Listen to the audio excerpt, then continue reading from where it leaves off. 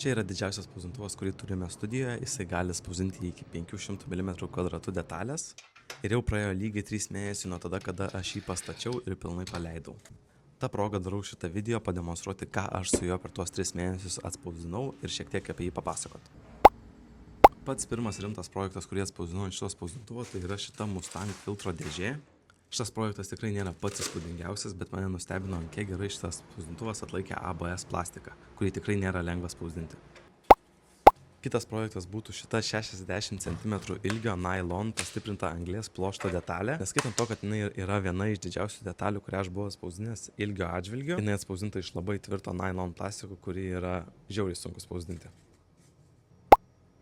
Na ir trečias ir paskutinis projektas, apie kurį šnekėsiu šitame video, yra šitas LED ženklas ir jam išnaudojau visą spausdintuvo dydį. Jisai susideda iš 8 skirtingų dalių, tačiau sudėjus net nesimato, kad jis yra pagamintas iš daug detalių.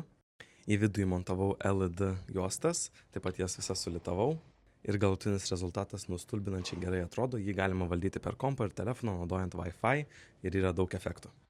Pasidalinant savo nuomonę apie šitą spausdintuvą, tai jį tikrai nėra lengva pastatyti, reikia turėti šiokios tokios patirties, kiekvieną varžtą, kiekvieną magnetą, kiekvieną sriegį reikia padaryti pačiam ir pati kalibracija taip pat yra ilgas procesas, bet kai viskas paruošta naudotis ir jau mokate jo naudotis, jisai tikrai yra labai geras ir viskas priklauso nuo jūsų nustatymų, plasmasės kokybės ir kompetencijos. Apie šitą spausdintuvą turiu paruošęs labai daug vaizdo įrašų per tuos 3 mėnesius, kai jį turėjau. Taip pat turiu visą vaizdo įrašą, kaip jį sudėliojau. Jeigu norite tai pamatyti, tai prašau parašykite komentaruose ir tikrai kelsiu daugiau video apie jį.